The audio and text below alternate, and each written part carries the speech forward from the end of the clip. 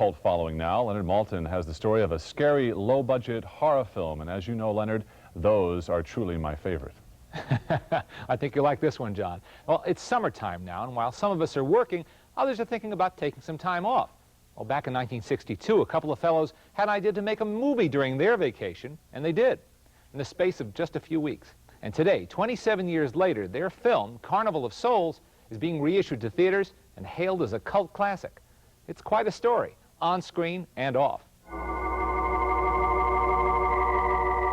This Baroque, abandoned amusement park and dance hall outside of Salt Lake City inspired filmmaker Herc Harvey to make the horror movie Carnival of Souls.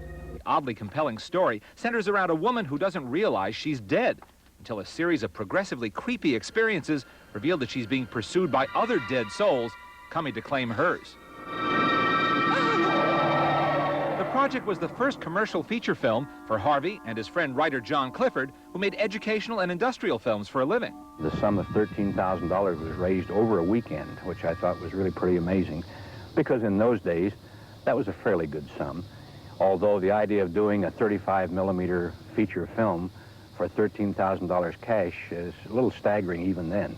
For the film's very first scene, in which the central character dies in a watery plunge off a bridge, permission had to be obtained from both counties which owned the bridge, and producer-director Harvey had to agree to pay for its repair. On the way back, I watched the men repairing it, and later I got a bill for $12 for repairing the bridge, which of course would be a little different today. The filmmakers also recruited Candace Hilligoss, a New York theater actress, to make her film debut in this unforgettable story. The feeling on the set as we went along, we all began to pick up a very spooky sense. There was a haunted quality that started haunting all of us.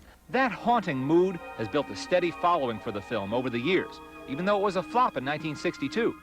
Carnival of Souls was the only feature film made by its modest creators, and they're proud to see it receive a new lease on life in theaters. It's a heck of a note when a film that has failed financially is your total breadth of success in the feature film market. It's one of those things. I guess so. Incidentally, if the zombie-ish fellow in those scenes looked familiar, he was played by Herc Harvey, the producer and director of the film. I guess that's another way to save money. The new print of Carnival of Souls is already played in several cities. It opens at the Film Forum Theater in New York next week, and later this summer will be shown at the AFI Theater in Washington, D.C.